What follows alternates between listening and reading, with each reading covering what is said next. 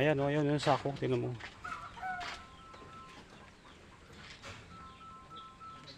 Yan. Ayun, may buto sila ng inano ko. Hindi, ganyan lahat yan. Patapon yung ulo. Ano ito, kamuti? Parehas din yan.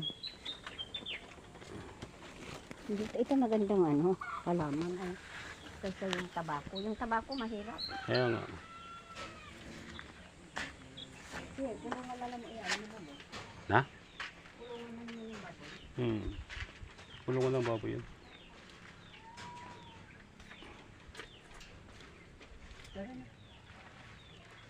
Sarap magpahinga. Pahinga ka rin dyan sa kupel eh. Ha?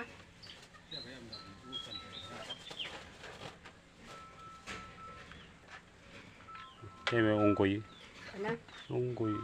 Saan yung unggoy? Ay, yan yung inaano ni Inang. Hmm.